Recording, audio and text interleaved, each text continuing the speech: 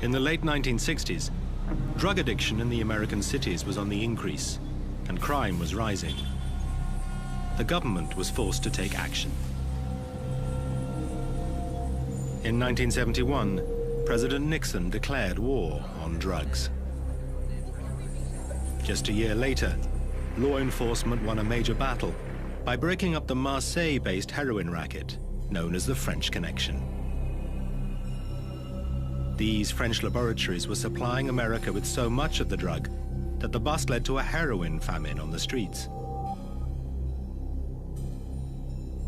What nobody knew was that this success would lead to disaster.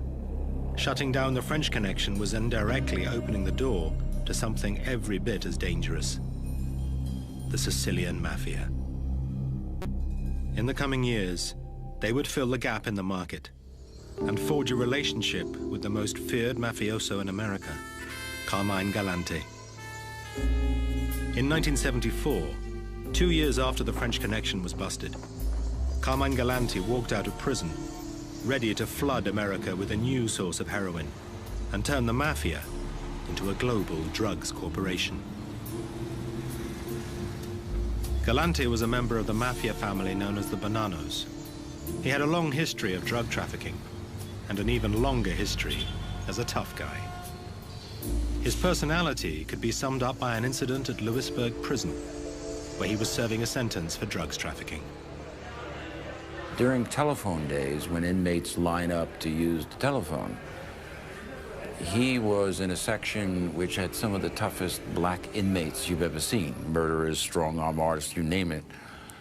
And he would simply walk to the head of the line, grab the phone out of some black inmate's hand and said, "Get off the phone."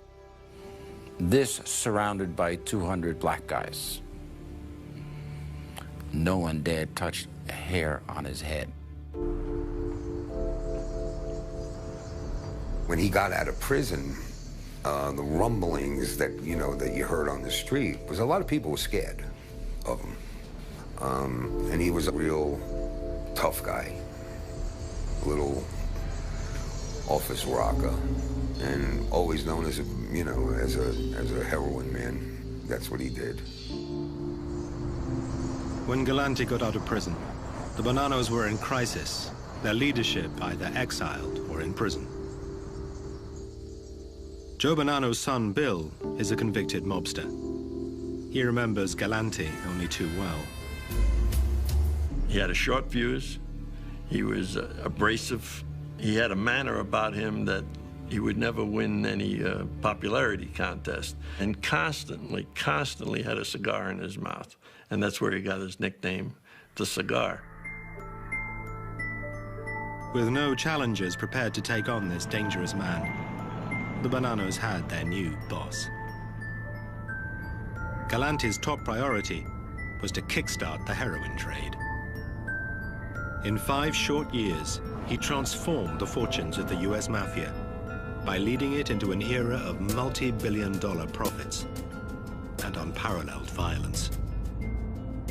In the 70s, the Bonanno family was known in the Mafia circles basically as being the heroin family. I mean, everybody knew they were dealing in heroin. Galante was now in the perfect position to build a heroin business even bigger than the French Connection. He was head of the Bonanno family, and now the heroin trade was moving to Sicily, where Galante had his roots.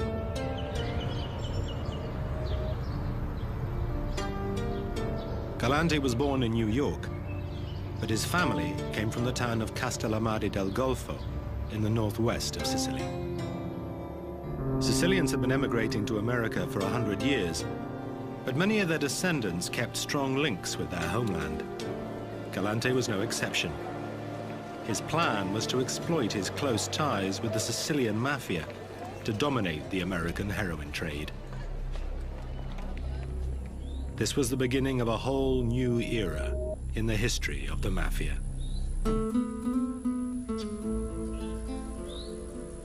Until now, the Sicilian and American mafia had mainly operated as separate organizations. With With the French connection broken, the Sicilian mafia decided to fill the gap in the market, and there was no bigger market than America. The Sicilians set up a sophisticated smuggling system. Pakistani suppliers shipped partially refined opium from Asia via Turkey to a rendezvous point off the coast of Sicily. A transmitter on the seabed alerted the Sicilians when the drug ships had arrived. Then a powerboat would speed out to meet it, returning with the drugs under cover of darkness. The opium base was processed into heroin in laboratories on the west of the island. 3 Sicilian bosses ran this growing trade, but one of them was far more ambitious, far more greedy, and far more dangerous than the others. Totò Riina. Riina planned to shake up the Sicilian mafia, just as Galante was making waves in America. The Sicilian mafia always claimed they adhered to a code of honor, murdering only when necessary, and avoiding the killing of innocents, women and children. But Riina shunned these old guard rules.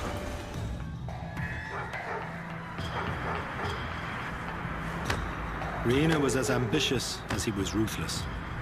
He was determined to become the boss of bosses, head of the Sicilian mafia. To achieve this, he would commit so many atrocities that he became known simply as the Beast.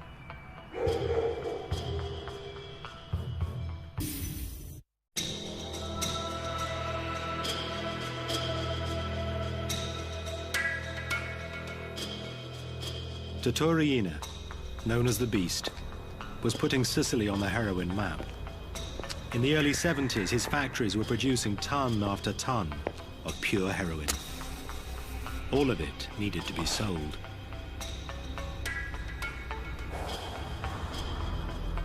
On the other side of the Atlantic, Carmine Galante and the American mafia could see that there were huge sums to be made selling Sicilian heroin. But there was also a problem. Throughout its history, the US mafia had vowed never to be associated with drugs. The Chicago mob, known as the Outfit, was one of the most vocal opponents of the drugs trade. We always knew that if you dealt with drugs, it was a dirty business. And it'd be like you're feeding your own kid narcotics. So it was like taboo. And if you got involved with it, you're definitely going to get whacked. As far as the Outfit was concerned, there was no need to deal drugs when money could be made in more acceptable ways. In the 1970s, Frank Carlotta was sent to Las Vegas to make sure nobody messed with the Outfit's highly profitable casinos.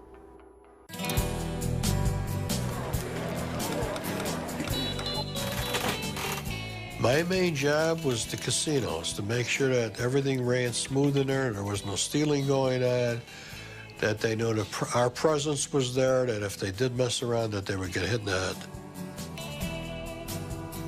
For Carlotta and his crew, running casinos earned them respect in a way drugs never would. Actually, it was great. It was beautiful. I mean, you had everything you needed out there. You had anything you wanted to do. You movie stars. They wanted to be involved with you. You wanted to be involved with them.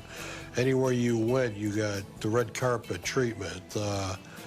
It was like you were respected. I think you were respected. I'm hoping that I wasn't feared, but in some cases you were feared. And if that brought respect, well, then it brought respect. But for others, the huge profits of heroin dealing were hard to resist. From his beginnings in suburban Brooklyn, Dominic Montilio grew up to be a member of the notorious New York crime family, the Gambinos. He dealt drugs for the mafia for many years. The word that filtered down, just saying, if you got caught, dealing drugs, was an immediate death sentence. But the real message that came down was just don't get caught. At that time, I couldn't think of one crew that I knew that wasn't involved in it, because the money was too lucrative to pass up. The street crews that were involved in it weren't going to give it up either which way. There was guys that weren't making a real good living that all of a sudden were taking, you know, 150 large a week down. The mob didn't want to be seen to be peddling drugs, but they were happy to take the money. I mean, the reason, there was no great moral reasons why they didn't want you dealing in heroin. It was just that it would bring that much more heat on the family. But the bottom line is the cash, you know, and that's a cash business. And the amounts are staggering, the amounts of money that can be made. The New York families knew that dealing drugs would attract attention from the authorities, but it was a risk they were prepared to take. The US mafia secretly embraced the heroin trade and was soon making more money than they knew what to do with. The unpleasant fact is that there is a new epidemic of heroin use in the United States. As Sicilian heroin began to flow, addiction rates in America soared. At the end of World War II, America had an estimated 20,000 heroin users. By the mid-70s, there were more than 500,000. The FBI had little idea how such large quantities of drugs were getting into the country, or who was bringing it in. But that was about to change. In the 50s and 60s, FBI agents were mostly white males. Now the FBI was recruiting from a much wider pool. Finally, they had young, ambitious agents who came from the communities that were home to the mafia and could speak the Sicilian dialect.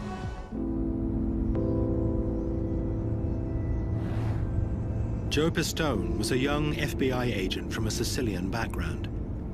His mission was to infiltrate the mafia, something that had never been done before.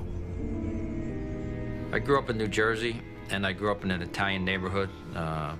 And in this neighborhood, there were mafia guys, mob guys, and I went to high school with sons of mob guys. So I knew about the mafia growing up. It wasn't foreign to me when I became an FBI agent. So I was pretty well versed in the ways and traditions of the mafia. Joe Pistone's dream was always to be a cop. Growing up, it was easy. It would have been easy to go, you know, to go crooked or become bent because you're in the neighborhood, you see what's going on. There are guys doing illegal activities. But I never had an inkling to go toward that because of my parents. I mean, I know if I ever did anything wrong that I get a good swift boot in the rear end from my father. On July the 7th, 1969, Pistone was sworn in as a special agent of the FBI.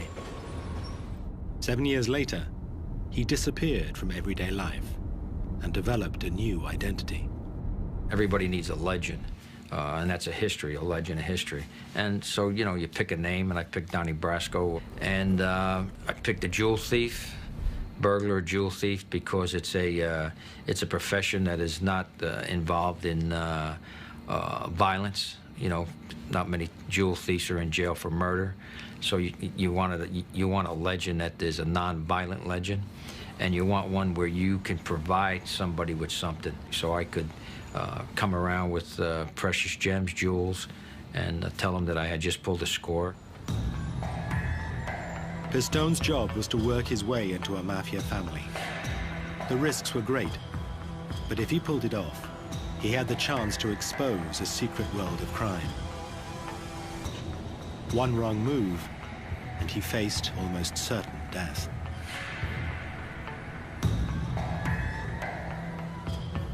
In order to do this job, undercover work, you have to have two things. You got to have a lot of nerve, and you got to have a lot of mental toughness. I'm not a person that sweats, you know. When I get into a jam, I don't sweat, so you don't know if you're scaring me or not, you know. And, you know, there's not much that can be done to you. The worst thing that can happen is they can kill you. That's about it. The FBI wanted the inside story on the mafia. The Banano boss, Carmine Galante, was their first target.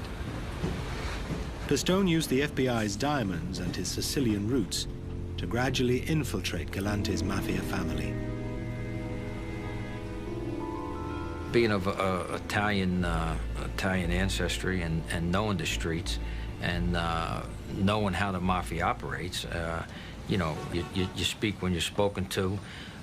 You mind your own business. You don't get involved in conversations that don't concern you. They don't just, you know, embrace you and take you in. And you have to just lay back, be patient, and work your way. You know, and it's the first impression that's gonna carry you through. And if you do things, certain things that they pick you out, that you have street smarts and you are a street guy, that's what's gonna make you. The fuzzle's right on the table. It's ready to say. In March 1977, Pistone began to hang around in known Bonanno territory. He soon got noticed by mafia foot soldiers.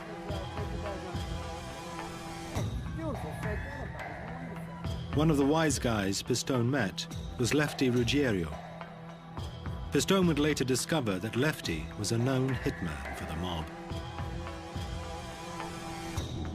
Lefty approached Pistone, asking him to sell some stolen jewelry. Been a neighbor for 30 years. I was introduced to a fellow by the name of Lefty Ruggiero, and Lefty was a 24-hour gangster. I mean, he knew the mob, he knew everything about the mafia. If you need a teacher in the mafia, Lefty was the guy that you wanted.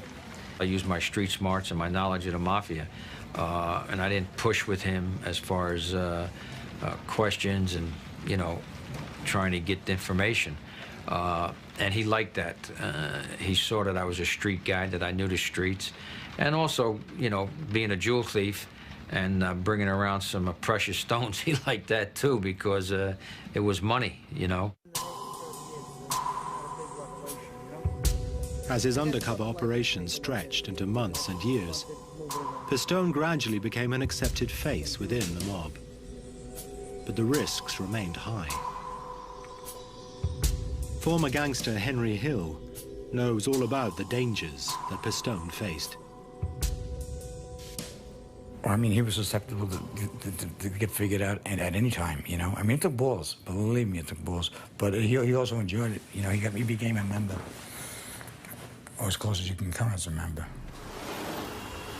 Pistone was so convincing, an almost father and son relationship developed between him and Lefty.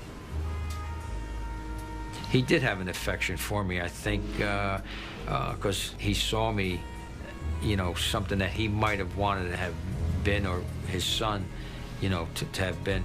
And he introduced me to his family and his wife, and I spent a lot of times at his house having dinner. So it became more than just a, you know, gangster on gangster relationship.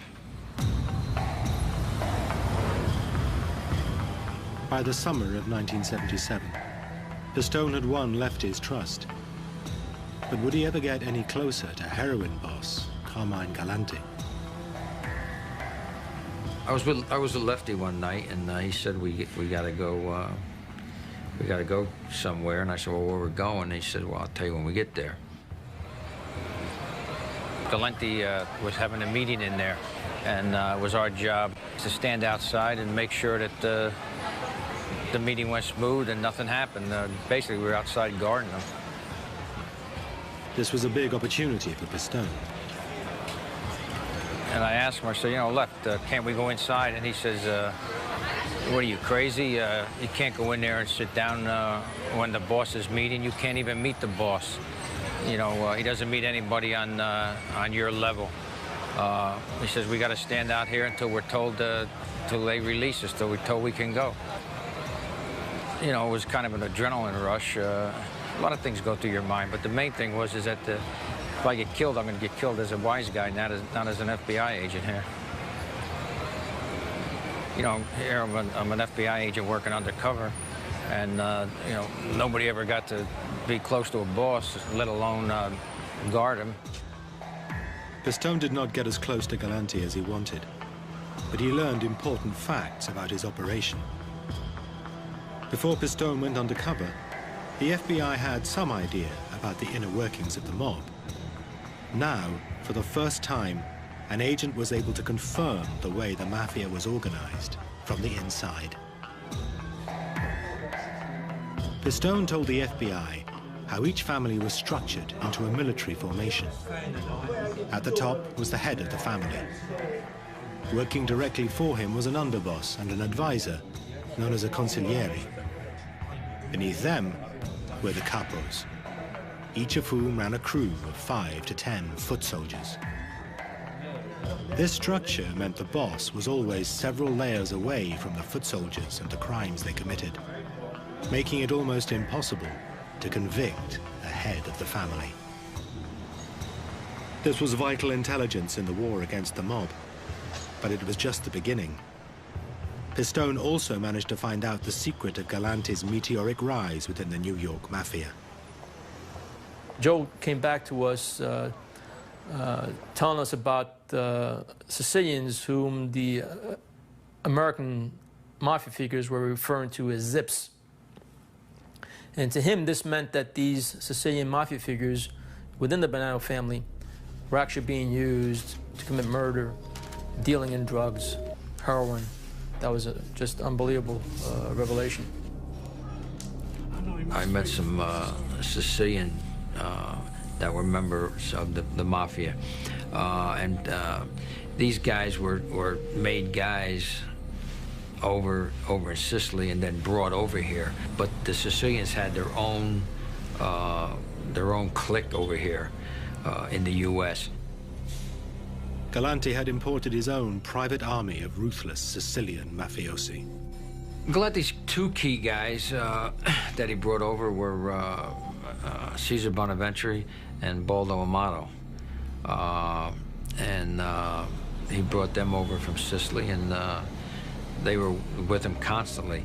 And I think one of the reasons why he did bring him over is that he felt a better sense of security with the Sicilians, because I guess he felt they were still loyal to the tradition. They weren't Americanized yet. Galante's new bodyguards made waves in the Bonanno family. There was a lot of friction, I found, between the American mafia and the Sicilians, even though they were married up into one family. I mean, anyway, Lefty and Sonny and the other Americans thought that they were looking to take over the family, and that the other American mafia guys didn't trust them and didn't like them. The Sicilian and American mafia were cut from very different cloth. In the past, the Sicilians had embraced rules and traditions, but that was changing. They'd kill anyone, you know, where we had certain rules. You know, it sounds strange, but there were rules as to, you know, who you had to get permission from to go do a piece of work, or you couldn't kill a guy in front of his family, and you know, they didn't have those rules. These new, ruthless Sicilians were from a mafia clan based in Corleone, a remote rural town deep in the mountains of Sicily. Corleone mafiosi are made of different stuff. They're tough, very hard. Probably their peasant lifestyle trained them to withstand anything thrown at them. Jail doesn't scare the Corleonesi. They aren't frightened of death. They're always faithful to their boss. The Corleonesi had reached the top of the Sicilian mafia by breaking rules and killing without permission from anyone.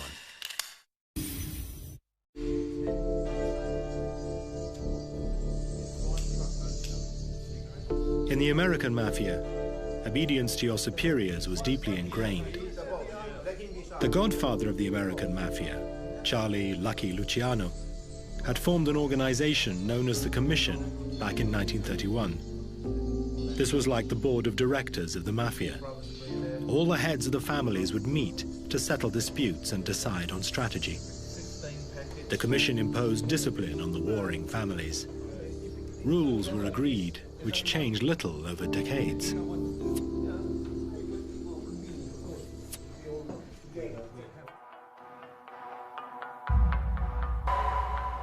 One of the rules was that you didn't kill someone without permission from the head of your family.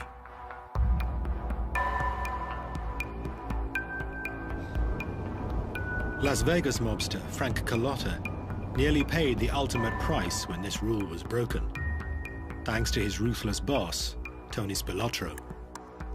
I grew up with this Tony guy. He was a very good friend, and as I said, you know, very good friends are the ones that are going to get you killed. And when he had ordered me to whack some guy out here, I asked him, "Did you get the okay from back home?" And he said, "Yeah," and he promised me he did. Well, he never did get the okay from home, and he got a call from one of the bosses back there, and they said, "What are you guys doing out there?" Killing someone without authorization from Chicago was breaking the rules. The punishment was death. Tony Spilotro decided to blame his best friend, Frank Carlotta. He was lying. He was taking the weight off himself, because he knew that if he didn't, instead he readily ordered me to do these things, that they would whack him in the head. So he shifted everything over to me. That was my best friend. We shined shoes together when we were 12, 13 years old. So all my life. He's the guy that actually was the guy that told me, "When I get to be a big man, you're my right-hand man." And I was. But that's the same guy that was going to sell me out to save his ass and get me whacked. It wasn't long before Tony Spilotro and his mobster brother received deadly punishment at the hands of the mob. Believe it or not, I felt a little bad for him. Because they were both beaten to death. They weren't shot, they weren't strangled, they weren't knifed. They were physically punched to death or beaten with bats to death, however, you know. And each one was to watch one die, you know. So, I felt bad. There were two brothers at the same time. I grew up with the guy. Even though the guy tried to kill me, I still felt bad. For all American mafiosi, the rules of the commission were a fact of life and death. You really never know who to trust. I don't care how close you are with him, if you grew up with him or what. If that's going to be the one that's going to kill you, usually. It's your best friend.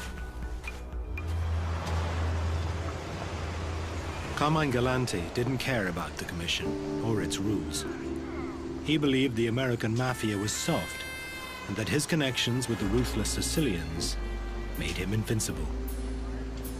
But there was more than one advantage of having an alliance with the old country. At first, nobody thought much about it.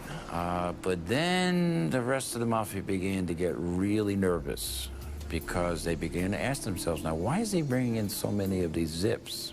And everybody put two and two together. These guys are running heroin. This is a Sicilian connection at work here. We don't need this. For one thing, the organization felt we can't control the zips. Sicilians made and smuggled in the heroin. By hiring them into his own crew, Galante was making sure he would stay at the heart of the heroin business. For what he was trying to do with in the heroin business, it would have been, you know, good for him to be aligned with the more Sicilians, the better, because that's where, the pipeline came from. In the late 70s, the Sicilian mafia dominated the heroin trade. On the streets of America, the profits being made were reaching $20 billion a year. Galante was trying to keep the profits to himself. Something had to be done. He was greedy.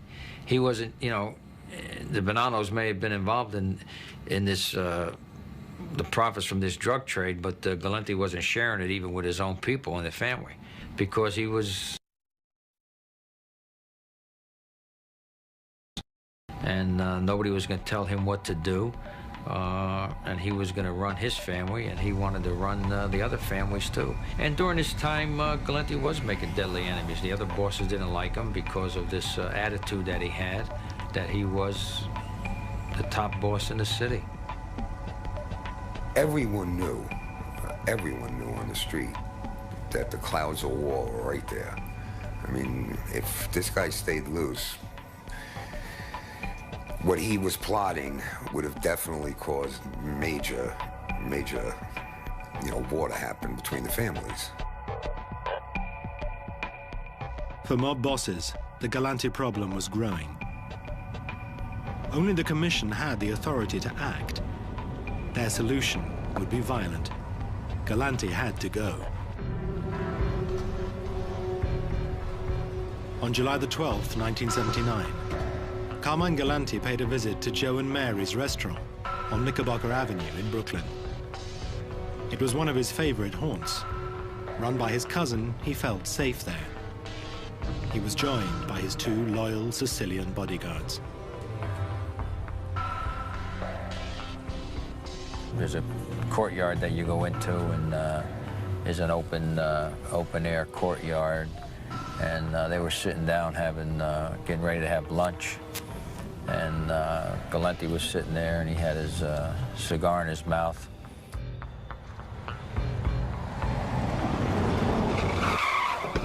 Three guys pull up outside, jump out of a car. They run in the restaurant and start blasting away.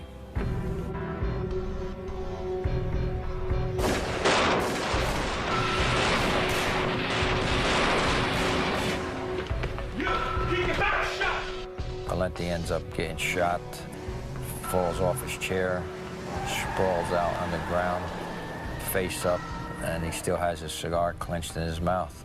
And that's how they got Galante. This is the famous front page that greeted America the next morning.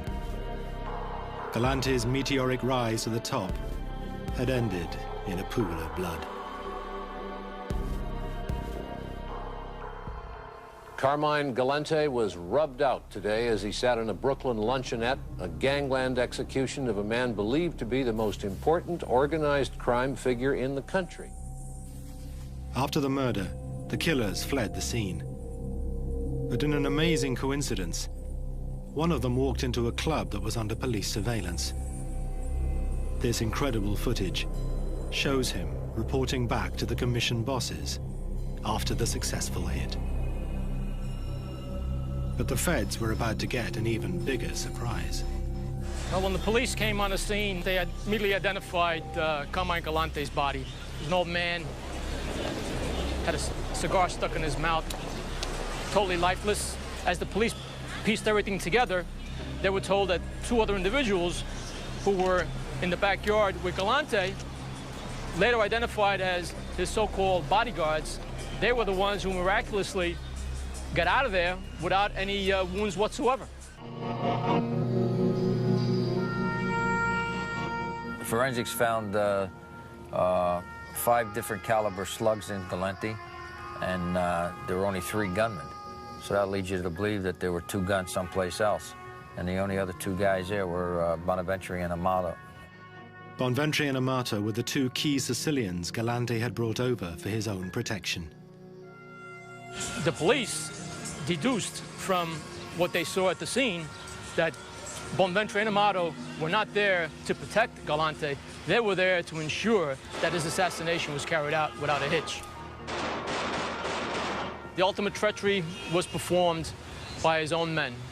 The men who were supposed to protect him from any harm, they were the ones who actually helped carry out the assassination. The Sicilians had turned on Galante. It seemed his greed had upset others besides the commission. The Sicilians who had arrived in America in the 60s and 70s, who were helping bring in the heroin from Sicily, wanted full control in their hands. The message was, we are bringing it in, we are going to be involved in the distribution network. Therefore, we want a bigger share in the proceeds. And that was the message of the new Sicilians. We are the ones doing it, we want a bigger share. Not what Galante was doing, keeping most of the share for himself. Galante's murder made the FBI even more suspicious about the Bonanno family. For the commission to whack a boss meant there were big things going on. 2 young agents, Charlie Rooney and Carmine Russo, were given the job of watching the Bonanno Sicilians. This is the area where myself and my partner, Charlie Rooney, spent a lot of time conducting surveillance. And we needed to find intelligence that could only be found on the street. And that meant being out here, being the eyes and ears, basically, of the FBI, trying to determine who these Sicilians were and what they were doing. One Bonanno member who soon came to their attention was Sal Catalano, who ran an Italian bakery in Queens. The FBI realized that Catalano was a key figure in the heroin trade. Suspicious packages were constantly being exchanged, probably containing either heroin or money. The FBI decided to play a waiting game in the hope they could break open the whole operation. One of the things that we in the FBI, and of course all of law enforcement, wanted to know was how were they bringing the heroin into the United States at that time. Over the next 5 years, Russo and Rooney's surveillance operation evolved into the largest investigation the FBI had ever undertaken.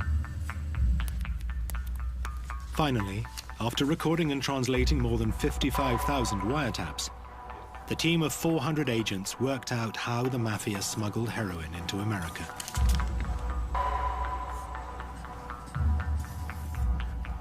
They used their businesses, furniture businesses, construction businesses, marble, things of that nature. In particular, the pizzeria business. They needed tomatoes for the sauce. The mafia had taken over pizzerias across the country and given them to immigrant Sicilians to manage. The operation was controlled by Sal Catalano from his bakery in Queens. This footage shows some of the actual restaurants implicated in the Pizza Connection trial. Restaurants just like these were used to distribute heroin around the country. The heroin arrived in the US through all kinds of routes. Their methods were often ingenious. Cases of canned tomatoes or boxes of cheese arrived from Sicily, stuffed with heroin worth hundreds of thousands of dollars. But the pizza network was not a retail operation. Mafia dealers never sold the heroin directly on the streets. Instead, the imported narcotics were divided up and sold to smaller street dealers. That way, the bosses stayed well away from the dirty end of the business. The pizza restaurants had another use as well. Catalano and his crew could hide their profits by passing them off as restaurant takings. Pretty ingenious cover. I mean, you know, who figures a pizza place? You know, you figure you see some guy slinging dough around making a pizza. What's he going to be involved in? Mafia dealer Henry Hill regularly used pizza restaurants for his drug drop-offs. It wasn't difficult for me. I used to go to a pizza joint in a shopping center, leave my car there, and take a different car home, you know? And I go back 4 days later, you know, sat there and put the money in the trunk. The evidence the FBI found led to the very top of the mafia and all the way back to Sicily. Salvatore Catalano was aligned with the Corleonesi in Sicily. That's where the power came from. It was Salvatore Riina, the boss of the Corleonesi. Salvatore Catalano came here with a purpose. The purpose was the Sicilian mafia had a commodity that was being sent to the United States. They needed people here whom they could trust and carry on that activity. The power of the Corleonesi mafia and their ruthless boss, Salvatore Riina, stretched all the way to America. Who knows how long they had been doing this before we stumbled onto them. And we basically stumbled onto them. And I believe what did it for them and for us was the Galante murder. Without that murder, I don't think we would have set our eyes on them at the time that we did. Meanwhile, FBI agent Joe Pistone still had a problem. How to escape alive from his undercover role inside the mafia. Despite Galante's murder, Joe Pistone's dangerous undercover operation continued for 2 more years. But in 1981, his mission came to a dramatic climax. The head of Pistone's mafia crew was a hard man called Sonny Black. Over the years, Black had been impressed with Pistone. Now Sonny decided to honor Pistone by making him a made man, a full member of the mafia. But there was one big catch. Pistone would have to kill someone. When Sonny Black gave me the contract to do the hit, I mean, you can't refuse it. You have to take the contract, otherwise you're the next guy that's going to get killed, because you know, that's just part of being a mob guy, a mafia guy, is that because you don't do hits on a fee basis. You just do it because you're part of that crew. I accepted the hit. Luckily, the guy that I had the contract on was on the lam because he knew he was going to get killed. But I went looking for him. I went to Florida, back to New York, and couldn't find him because he was in hiding. In a twist of fate, Pistone was asked to whack one of the men who had assassinated Carmine Galante. But it was not to be. Hey. The FBI could not allow an agent to commit murder. On July the 26th, 1981, Pistone was pulled out. Did the kids ask about me? The FBI decided to tell Pistone's mafia contacts that he was an undercover agent. Despite Galante's murder, Joe Pistone's dangerous undercover operation continued for 2 more years. But in 1981, his mission came to a dramatic climax. The head of Pistone's mafia crew was a hard man called Sonny Black. Over the years, Black had been impressed with Pistone. Now Sonny decided to honor Pistone by making him a made man, a full member of the mafia. But there was one big catch. Pistone would have to kill. He was in a body bag, and they had chopped off his hands. And that was an indication that he had brought me around to shake hands with mob guys that were of status. These photos of Lefty were taken just after he found out Pistone was an FBI agent. He knew he was in big trouble. The mafia would never forgive such a mistake. The Bonanos put out a contract on Lefty Ruggiero. But the FBI found out and snatched him into custody before the killers got to him. Pistone gave evidence against Lefty, and he was sentenced to 20 years. He died of cancer on Thanksgiving Day, 1995.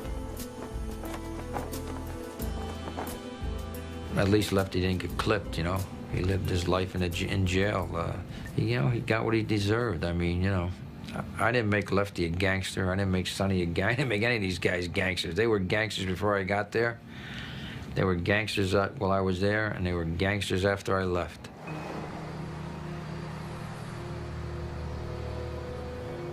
Joe Pistone had survived undercover for 6 years.